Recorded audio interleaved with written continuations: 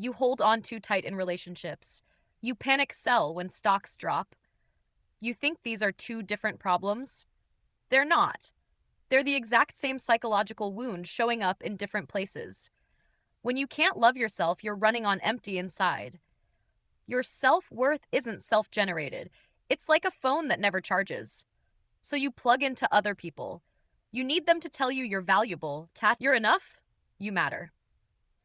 Their attention becomes your oxygen. When they're close, you feel alive. When they pull away even slightly, your world collapses. This isn't love. This is emotional life support. Now watch what happens in the stock market with the exact same psychology.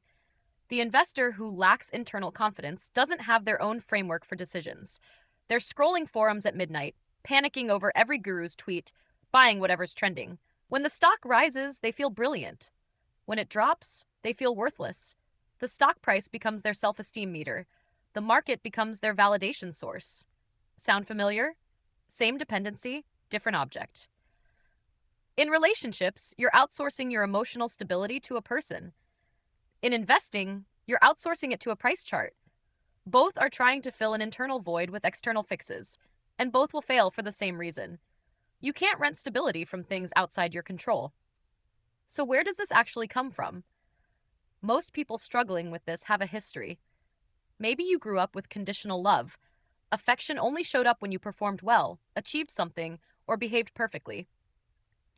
Your brain wired itself to believe, my value isn't inherent, it's earned. Decades later, you're still trying to earn it from everyone around you. Or maybe it was quieter, emotional neglect. Not abuse, just absence. Nobody mirrored back to you that you mattered. So you never developed that internal sense of, I'm okay regardless. You're walking through life with a blind spot where self-worth should naturally exist. Then there's trauma. If you've been abandoned or deeply hurt, your nervous system gets rewired. It becomes a threat detection machine. Every bit of distance from your partner triggers alarm bells because your body remembers, last time connection was lost, disaster followed. So you cling not because you're weak, but because your body is trying to prevent what it believes is inevitable catastrophe. And here's the part most people miss: shame. When you carry deep shame about who you are, being alone with yourself becomes unbearable. You need someone else there constantly, not for genuine connection, but to distract you from the discomfort of being you.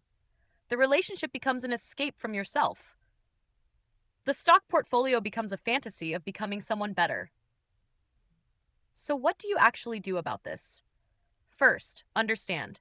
Telling yourself to just love yourself is useless. That's like telling someone with a broken leg to just walk normally. This is about building capacity, not flipping a switch. Start here. Notice the pattern without self-judgment.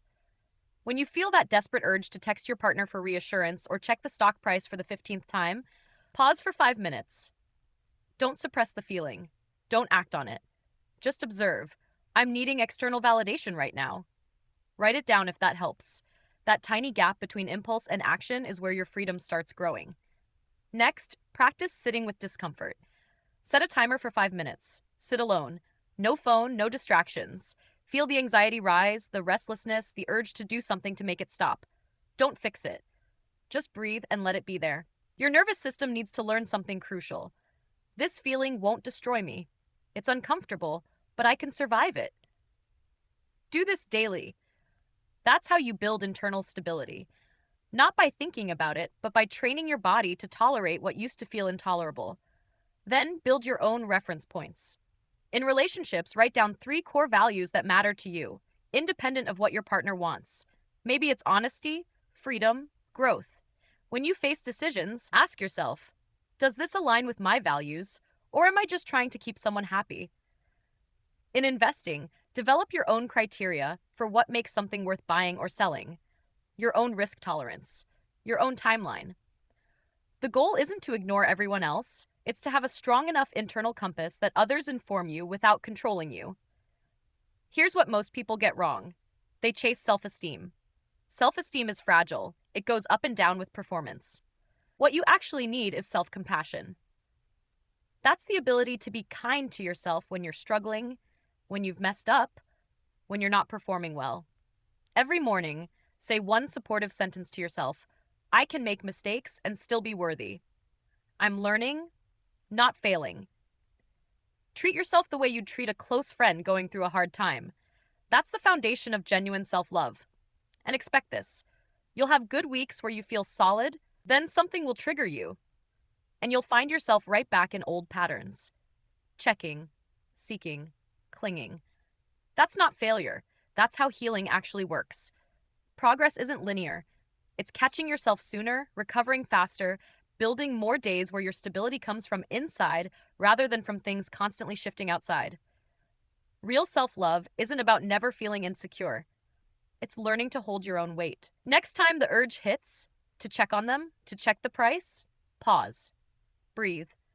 Remind yourself, I can survive this moment without external proof. This is practice, not perfection. The person who genuinely loves themselves still feels insecure sometimes. They still need people, but they can comfort themselves when it gets hard. They can stay relatively steady when validation isn't available. They're not renting emotional stability from sources they can't control. Because here's the truth nobody wants to hear. Your partner's mood will change. Stock prices will fluctuate. Other people's opinions will shift. If your sense of being okay depends on any of these things staying stable, you're building a house on sand. The only foundation that lasts is the one you build inside yourself. Everything else is just temporary relief borrowed from circumstances that will inevitably change. So stop asking, how do I get them to stay? Or, how do I pick the right stock? Start asking, how do I become someone who can hold myself when everything outside is uncertain? That's the real work. And it starts today with 5 minutes of sitting with what you've been running from your entire life.